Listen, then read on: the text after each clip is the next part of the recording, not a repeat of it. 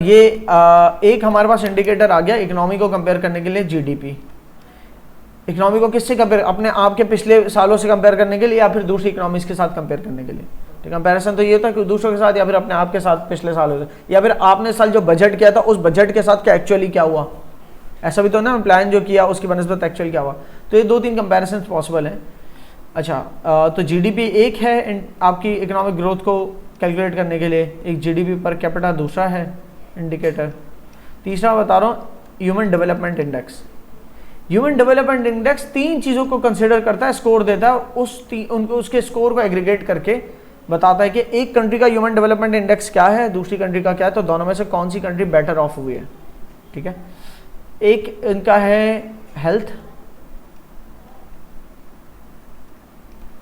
एक है knowledge, education, awareness वगैरह। ठीक है, और हेल्थ, एजुकेशन और standard of living, standard of living. ठीक है,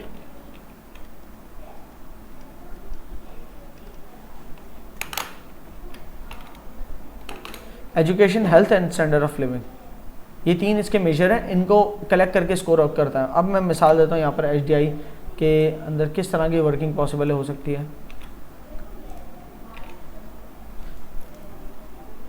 ये मैंने यूएन की साइट से उठाया। एचडीआई है ना, ह्यूमन डेवलपमेंट इंडेक्स, एक पाकिस्तानी था, यूनाइटेड नेशंस का मेंबर था वो, यूनाइटेड नेशंस की यूनाइटेड नेशंस डेवलपमेंट प्रोग्राम का आई सपोज है, एमडी था शायद उस प्रोग्राम का। बहरहाल तो उसने ये 90s के अंदर, 1990s के अंदर जो है ना ये मतलब निकाला था, ये मेथड ईजाद किया था एचडीआई ह्यूमन डेवलपमेंट इंडेक्स के। इकोनॉमीज़ को अगर आपने देखना है तो सिर्फ जीडीपी काफ़ी नहीं होगी देखने के लिए, आप उनको एचडीआई लेवल से देखो। तो एचडीआई में एक हिस्सा तो स्टैंडर्ड ऑफ लिविंग का आ जाता है जो कि आपकी जीडीपी से निकलता है। जीडीपी एक एस्पेक्ट बता रही है आपका ये। अच्छा, यहाँ पर इसने जीडीपी नहीं जीएनआई लिया है, gross national income per capita, और पीपीपी मतलब परचेजिंग पावर पैरिटी पर डॉलर। अब ये परचेजिंग पावर पैरिटी का जब कभी वक्त आएगा समझा दूंगा, लेकिन अभी यहाँ पर बहुत जो है एक्स्ट्रा डिटेल्स हो जाएंगी। तो एक तरफ जीडीपी रखो, उसका एक स्कोर निकालो। ठीक है, फिर दूसरी तरफ एजुकेशन रखो, उसका एक स्कोर निकालो।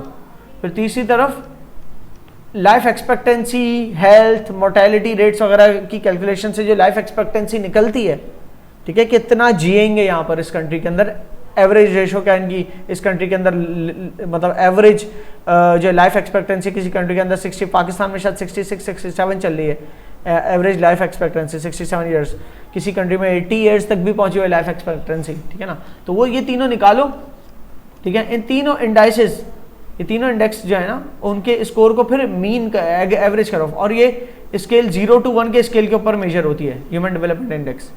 ठीक है, अब मिसाल के तौर पे लाइफ एक्सपेक्टेंसी जो है उसको 0 to 1 के स्केल पे मेजर करके पॉइंट्स मिले 0.8।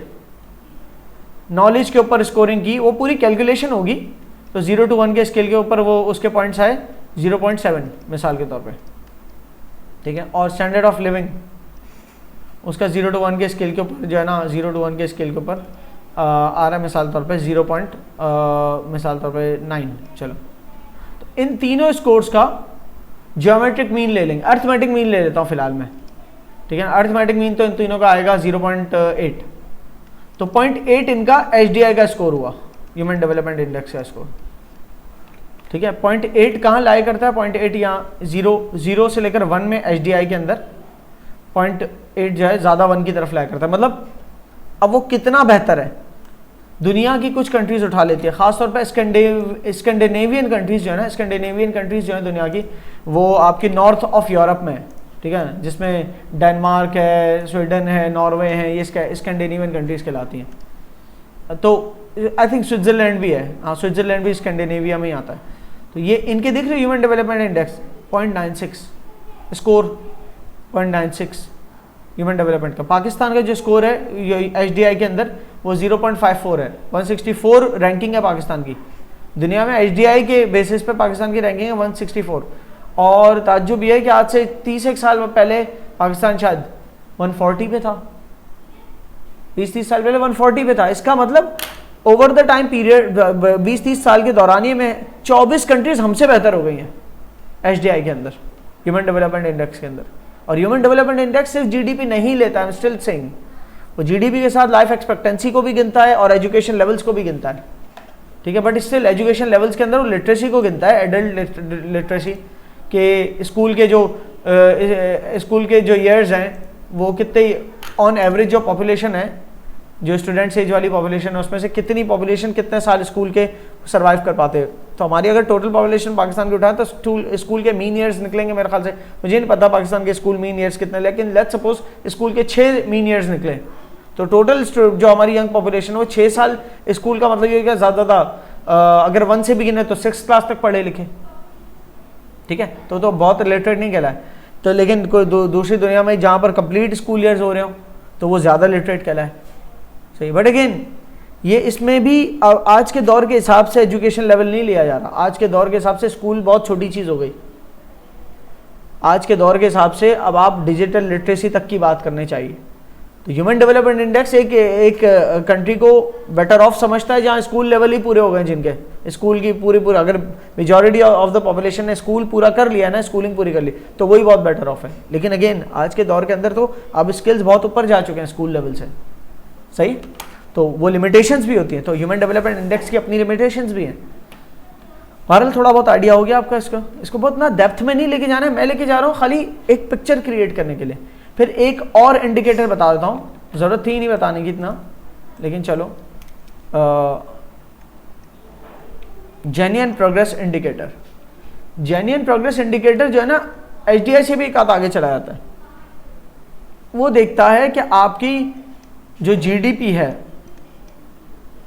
वो GDP के अलावा वो और भी चीज़ें गिनता है, आपके मुल्क के और एस्पेक्ट्स भी गिनता है, कुछ माइनस भी करता है कि अगर आपके मुल्क में नेगेटिव फॉरेस्ट डिप्लीट हुए हैं तो माइनस करेगा। आपका एक स्कोर बनाएगा जिसका नाम है GPI, genuine progress indicator. Genuine progress indicator का जो स्कोर है उसमें सारे प्लस पॉइंट्स ऐड होते हैं और माइनस पॉइंट्स डिडक्ट होते हैं। जैसे आपके मुल्क के अंदर प्राइवेट सेक्टर ने अपनी सिक्योरिटी के ऊपर कितना स्पेंड किया, ये एक माइनस है। आपको कि स्पेंड किया प्राइवेट सेक्टर ने सिक्योरिटी पे, तो ये तो GDP के अंदर तो ऐड हो गया। लेकिन अगर प्राइवेट सेक्टर सिक्योरिटी गार्ड्स ला रहा है और सर्वेलेंस सिस्टम पे इन्वेस्ट कर रहा है, इस पे, तो ये इंडिकेटर है कि आपके मुल्क में क्राइम रेट्स हैं। तो जितने का आपके मुल्क के अंदर डिफेंस के ऊपर इन्वेस्ट हुआ है, कौन से डिफेंस के ऊपर, जो नेशनल डिफेंस है बॉर्डर्स का, वो नहीं बोल रहा, with in the country domestically her private sector की अपनी अपनी फैक्ट्रीज, दुकानें, जो भी बिजनेसेस या डोमेस्टिक जो हाउसिंग्स के, वहाँ पर गार्ड्स रखे हुए हैं, वहाँ पर पेट्रोलिंग हो रही है। प्राइवेट लाइक पुलिस की बात नहीं कर रहा मैं, तो प्राइवेट सिक्योरिटी रखना, तो उसके जितने खर्चे वो एक नेगेटिव है। पॉजिटिव तो हो गया, GDP में काउंट हो गया, लेकिन नेगेटिव भी काउंट होगा कि प्राइवेट डिफेंस की जरूरत पड़ क्यों रही है एक मुल्क को, मतलब वहाँ क्राइम रेट्स हैं, सही। अच्छा जी, जेन्युइन प्रोग्रेस इंडिकेटर के फॉर्मुलेशन देख लेते कैसे है। कोई कुछ भी इसमें से कुछ याद करने की ज़रूरत नहीं है। चलो HDI का तो आपको पता होना चाहिए कि उसमें क्या क्या 3 चीज़ें शामिल है, health, education and standard of living. Genuine progress indicator के अंदर ये CADG, ये समझ लो GDP है। ये एक्चुअली है कंजम्पशंस,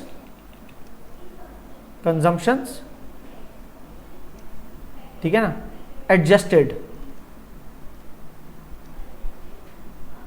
कंजम्पशंस। एडजस्टेड कंजम्पशन से मुराद यहाँ पर कौन सी एडजस्टमेंट की है, इन्फ्लेशन वाली एडजस्टमेंट कहने नहीं, ये वो एडजस्टमेंट है कि अगर आपकी टोटल पॉपुलेशन है तो उसमें से थोड़ी डीप हो जाएगी बात, मैं बताना नहीं चाह रहा इसको, लेकिन स्टिल बता देता हूँ, ऊपर से बता के निकलता हूँ कि आपकी टोटल पॉपुलेशन का जो कंजम्पशन है या टोटल GDP जो है उसको प्रॉपर वेटेज वाइज डिस्ट्रीब्यूट करो। मतलब जो गरीब आपकी पॉपुलेशन की जितनी परसेंटेज गरीब है ना, तो उसकी जितनी GDP उससे ताल्लुक रखती है उसको वेटेज ज़्यादा दे दो, और अमीर की जो GDP है उसको वेटेज कम दे के एडजस्टेड कुछ निकालो यहाँ पर, ठीक है। मिसाल के तौर पे अगर आपकी कंट्री के अंदर लेट्स सपोज $500 बिलियन की जो है ना GDP बनी है, तो $500 बिलियन में से आपने अगर एक वो किया कि 80% जो है आपके इसमें से गुरबा हैं, गरीब हैं, और 80% से यहाँ पर देखने को ताल्लुक़ रख रही है कितनी, $400 बिलियन, जबकि ऐसा नहीं है। एक्चुअल में आपकी जो 80% पॉपुलेशन जो गरीब है ना, या जो मिडिल क्लास या लोअर मिडिल क्लास है, उनसे ताल्लुक़ रखने वाली जो GDP थी वो तो $100 बिलियन थी। इसके ऊपर परसेंटेज अप्लाई नहीं की, तो उसकी 100 ले ली, उनकी वेटेज बढ़ा दी कि उसकी 100 काउंट कर ली और इसमें से इनकी 100 काउंट कर ली। लेट्स सपोज ये समझ लो, तो यहाँ पर 200 का फिगर लिया, ये बहुत ही सिंप्लीफाई करके बता रहा हूँ, ऐसा होगा नहीं, लेकिन फिर भी 500 बिलियन डॉलर की जगह 200 बिलियन डॉलर उठाया यहाँ पर, क्योंकि वो 500 बिलियन डॉलर जो है उसमें से मेजॉरिटी ऑफ द हिस्सा, मेजॉरिटी ऑफ इट वो तो ताल्लुक रखता है आपकी जो टॉप नॉच है उनसे, जो सारे इंडस्ट्रियलिस्ट हैं, जो सर्विस सेक्टर को कंट्रोल ऑन करते हैं सारा, तो उनसे ताल्लुक रखता है। और उनके कितने ही खर्चे होंगे, उनके पास तो सेविंग्स ही होती होगी या कहीं री इन्वेस्ट करते होंगे, लेकिन उतने उनके इतने खर्चे नहीं। जबकि जो गुरबा हैं, आपके गरीब हैं, उनकी उनसे ताल्लुक रखने वाली जो एक्चुअल जीडीपी, ये नहीं कि टोटल जीडीपी को उनकी परसेंटेज से मल्टीप्लाई करके जो आ रही है वो नहीं, जो उनसे ताल्लुक रखने वाली एक्चुअल जीडीपी, जो उनका उसका डाटा कहीं और से लेट्स सपोज आ रहा है हमारे पास, तो वो ले ली, और जो अमीर है उनकी ले, और टोटल जो नंबर बनाया वो ऐसा बना है कि जिसमें गरीबों की और अमीरों की वेटेज समझ लो इस तरह से 50, अभी भी 50-50 है, अभी भी 50-50 नहीं होनी चाहिए थी, 80-20 होनी चाहिए थी। तो एक्चुअली यहाँ पर ऐसा होना चाहिए था कि 100 अगर इनकी ले रहे हैं ना, ठीक है, तो जो भी फिगर टोटल करना उसका 80% 100 आना चाहिए, सही, और 20% इनका वाला हिस्सा आना चाहिए। तो अगर मैं 100 को डिवाइड करूँ, मैं एग्जैक्ट करके बताता हूँ, 125, ठीक है, 125 में से 25, ठीक है, तो आप ये लोगे 125, क्योंकि इसमें से 100 जो है वो गरीबों से ताल्लुक़ रखने वाली जीडीपी है, गरीबों में बोल रहा हूँ, पॉवर्टी एक या मिडिल इनकम क्लास, उन सबको गिन के बोल रहा हूँ, और 25 जो है ये बड़े बड़े इंडस्ट्रियलिस्ट है। तो इसके अंदर जो आपका कंजम्पशन एडजस्टेड जो है ना, उसमें आपने प्रॉपर वेटेज दे दी, वरना तो 500 बिलियन डॉलर आ जाता है यहाँ पर, ठीक है, बट दैट्स नॉट राइट। फिर उसके अलावा आपकी, एक मिनट मैं सारे जो है ना इसके लेटर्स का एक दफ़ा देख लूँ, इसी तरीके से ये जेन्युइन, अब इसको पढ़ लेना एक दफ़ा, इसको फार्मूला वगैरह कोई याद करने की जरूरत नहीं, कुछ भी काउंट नहीं होना आपका, ठीक है, बस आपको पता होना चाहिए जेन्युइन प्रोग्रेस इंडिकेटर क्या करता है। It is an attempt to measure economic growth coupled with the environmental and social impact. ये इकोनॉमिक ग्रोथ को सिर्फ इस पे नहीं ले रहा कि जीडीपी के बलबूते पे इकोनॉमी को नहीं मेजर कर रहा। जेन्युइन प्रोग्रेस इंडिकेटर जो है वो जीडीपी से एक हाथ आगे जा रहा है, वो सिर्फ जीडीपी नहीं ले रहा बल्कि वो एनवायरमेंटल इम्पैक्ट भी ले रहा है, एजुकेशन लेवल्स भी ले रहा है, हेल्थ इंडिकेटर्स भी ले रहा है, क्राइम रेट्स वगैरह को भी कंसिडर कर रहा है। समझ आ रही है, बहुत सारी चीजें कंसिडर कर रहा है ये। तो this is a better measure, even better than GDP, even better than GDP per capita, even better than HDI. HDI से भी एक हाथ ऊपर है, लेकिन जितना ऊपर है उतना ही कॉम्प्लेक्स है, क्योंकि it is very difficult to quantify the environmental impact of anything, कि एनवायरमेंट को कितने डॉलर का नुकसान पहुंचा है, इसको क्वांटिफाई करना बड़ा मुश्किल है। सही है, हमारे फॉरेस्ट या हमारी नेचुरल रिसोर्सेज कितनी डिप्लीट हो गई, इसको क्वांटिफाई करना मुश्किल है। तो जितना भाई कॉम्प्लेक्स बनाने में कोई मसला नहीं है, आपने अगर एक इंडिकेटर जो है, कोई भी आपकी इकोनॉमी को मेजर करने के लिए कोई आपने फार्मूला निकाला, अगर आप कॉम्प्लेक्स बनाते हो तो आपने ऑन पेपर तो उसको कॉम्प्लेक्स बना दे, लेकिन प्रैक्टिकली उसका डाटा कहाँ से आएगा? इतना डाटा अवेलेबल थोड़ी होता है, इतना तो आसान नहीं है इसको यूज़ करना। और यूज़ आपकी कंट्री ने कर भी लिया तो आप कंपेयर जिन कंट्री से कर रहे हो सकता है वो ना यूज़ कर रही हो ये फिर। तो मोस्ट कॉमन कंपैरिजन जो है ना वो तो जीडीपी है, लेकिन हर कंट्री आज के दौर में, हर कंट्री के लिए एटलीस्ट यूएन तो करता ही है ये काम, ह्यूमन डेवलपमेंट इंडेक्स क्रिएट करते हैं वो, ठीक है ना, कि सबका क्या चला भारत। तो इसके अंदर देख लो प्लस जी, ये कैपिटल ग्रोथ कि मुल्क के अंदर कैपिटल गुड्स के अंदर कितना इजाफा हो रहा है। कैपिटल गुड्स कंज्यूमर गुड्स नहीं होते, कैपिटल गुड्स होते हैं जो आपके मुल्क की प्रोड्यूसर गुड्स होते हैं, जो आपके मुल्क की प्रोडक्शन कैपेसिटी को आउटवर्ड शिफ्ट करते हैं। तो उसमें जितना इजाफा हो रहा है वो मुल्क, उसकी प्रोग्रेस और अच्छी होती जा रही है। डब्ल्यू ऐड हो रहा है इसमें, डब्ल्यू क्या, वेलफेयर। इसके अंदर जेन्युइन प्रोग्रेस इंडिकेटर के अंदर डब्ल्यू भी काउंट कर रहा है, डब्ल्यू है वेलफेयर। वेलफेयर का मतलब ये होता है, मतलब अनकन्वेंशनल कॉन्ट्रीब्यूशंस टू वेलफेयर, पूरा जुमला ये रहा कि कोई भी ऐसे वेलफेयर के अंदर कॉन्ट्रीब्यूशंस जो कि जीडीपी में शामिल नहीं किए गए थे, वो थे वॉलंटियर वर्क। वॉलंटियर वर्क जिसके बदले आपने पैसा नहीं लिया, कोई जिसके अंदर पैसा नहीं लिया वो इकोनॉमिक एक्टिविटी एक्सचेंज के जरिए हुई नहीं। तो जो एक्सचेंज के जरिए इकोनॉमिक एक्टिविटी नहीं हुई वो जीडीपी में काउंट नहीं हुई। लेकिन जनरल प्रोग्रेस इंडिकेटर कहता है कि भाई आप वेलफेयर के अंदर वो भी तो कंट्रीब्यूट करता ही है ना वॉलंटियर वर्क, तो वॉलंटियर वर्क को भी गिनता ही है कि पूरे थ्रू आउट कितनी डॉलर वैल्यू का, कितनी डॉलर वैल्यू इक्विवेलेंट का वॉलंटियर वर्क हुआ। वॉलंटियर्स ने तो पैसे नहीं लिए तो वो नहीं निकल सकता कितने डॉलर का वॉलंटियर वर्क था, लेकिन उस तरह के काम के पैसे होते कितने, तो उससे पता चल गया ना कि कितनी डॉलर वैल्यू का वॉलंटियर वर्क है। अब एक टीचर है जो पैसे नहीं लेता, पढ़ाता है, लेकिन उस टीचर के जहां वो चार्ज करता है पर आवर रेट क्या है, तो उससे इक्विवेलेंट निकल आता है ना कितने डॉलर्स की सर्विसेज इसने वॉलंटियरली दी है, लेकिन वो जीडीपी में काउंट नहीं होगा क्योंकि वहां जनरेट नहीं हुआ रेवेन्यू, लेकिन वो जेन्युइन प्रोग्रेस इंडिकेटर टाइप के इंडिकेटर्स में काउंट हो सकता है। डिफेंसिव प्राइवेट स्पेंडिंग, अच्छा पहले एक नजर में बंदे को देख के लगे यार डिफेंस जो है माइनस नहीं होना चाहिए प्लस होना चाहिए, बेटा ये प्राइवेट डिफेंस है। एक होता है ना कि आपने अपने मुल्क के अंदर नेशनल डिफेंस के ऊपर जो खर्च किया तो वो तो मुल्क को इकोनॉमिकली वेल करता है कि आपका मुल्क बेटर ऑफ हुआ है, कि आपका मुल्क के जो बॉर्डर्स है वो वेल सिक्योर हो गए। लेकिन यहाँ कह रहे हैं प्राइवेट सेक्टर को जिस मुल्क के डिफेंस के ऊपर खर्चा करना पड़े वो तो इंडिकेटिव है क्राइम रेट्स का। गवर्नमेंट के होते हुए भी प्राइवेट सेक्टर को सिक्योरिटी के ऊपर क्यों खर्चा करना पड़ा, मतलब गवर्नमेंट के कंट्रोल से बाहर है क्राइम रेट्स, सही है। So that means it's not so good, तो इसलिए वो माइनस में किया। Negative impacts on social capital, कि आपका सोशल कैपिटल डिस्ट्रॉय हो रहा, सोशल कैपिटल डिस्ट्रॉय मतलब आपकी सोसाइटी डिस्ट्रॉय हो रही है। कैसे डिस्ट्रॉय, नेगेटिव एक्सटर्नैलिटीज के जरिए, हेल्थ खराब हो रही है, लोगों की एजुकेशन लेवल मतलब नहीं है, वो दुनिया भर से एजुकेशन लेवल में पीछे जा रहे हैं, सही ना। पोल्यूशन है, ये जितने भी सोशल एडवर्सिटीज नेगेटिव एक्सटर्नैलिटीज से जो इम्पैक्ट है तो उसको भी माइनस करता है। अब तुम्हें पता है नेगेटिव एक्सटर्नैलिटीज को कैलकुलेट करना it's not an easy job. Environmental damage को भी एक माइनस के तौर पे रखता है कि इन्वायरमेंटल कॉस्ट, ये भी सोशल कॉस्ट के अंदर ही आती है इन्वायरमेंटल कॉस्ट को, लेकिन इसने अलग से बताया, तो इन्वायरमेंटल कॉस्ट भी माइनस किया। फिर नेचुरल रिसोर्सेज कितनी डेप्रिशिएट हो रही हैं। देखो इन्वायरमेंट को नुकसान तो पोल्यूशन वगैरह एक अलग चीज़ है, लेकिन नेचुरल रिसोर्सेज हम एक्सट्रैक्ट करते चले जा रहे हैं तो आपके मुल्क की वेल्थ कम होती जा रही है ना, तो फ्यूचर आपके मुल्क का जो है फिर वो रिस्की होता जाएगा। जितनी ज़्यादा आपने अपनी रिसोर्सेज, एक मुल्क है वो अपनी कोस्ट लाइन के ऊपर फिशिंग करता है, लेकिन इस हद तक फिशिंग कर देता है कि जो नई फिश पैदा होनी थी ना, उनको पैदा करने की जो ब्रीडिंग फिशेज होती हैं जो ब्रीड करते हैं उतनी भी आपने नहीं छोड़ी समंदर में। तो इस साल तो आपने फिशिंग कर ली, लेकिन आपकी नेचुरल रिसोर्स इतनी डिप्लीट हो गई कि आप दोबारा रिप्रोड्यूस नहीं होंगे वो फिश, सही। सो ये नेचुरल रिसोर्स डिप्लीशन से भी आपकी प्रोग्रेस पता चलती है। जेन्युइन प्रोग्रेस इंडिकेटर बोलता है कि जीडीपी में तो आपकी काउंट हो गई आज की फिशिंग, जीडीपी ने तो बड़ा बता दिया कि भाई इतनी फिशिंग से इतनी जीडीपी आ गई, लेकिन जेन्युइन प्रोग्रेस इंडिकेटर कहता है आपकी नेचुरल रिसोर्स भी तो डिप्लीट हुए, सही। तो आपकी जीडीपी जो कि ये है लेट्स सपोज, उसके अंदर से ये लेस करेंगे आप कि नेचुरल रिसोर्सेज कितने डिप्लीट हुए हैं, तो ये सबको ऐड लेस करके आपका जीपीआई आता है, पढ़ लेंगे समझ में आ जाएगा। जीडीपी को रियल जीडीपी को यूज करने के, इकोनॉमिक ग्रोथ को मेजर करने के लिए रियल जीडीपी को यूज करने के क्या फायदे और नुकसान आते हैं, सही है। इसी तरीके से ह्यूमन डेवलपमेंट इंडेक्स को यूज करने के क्या फायदे और नुकसान आते हैं, ठीक है। जैसे एक फायदा ये देखो, फ्यूचर का इंडिकेटर है, फ्यूचर को इंडिकेट करता है।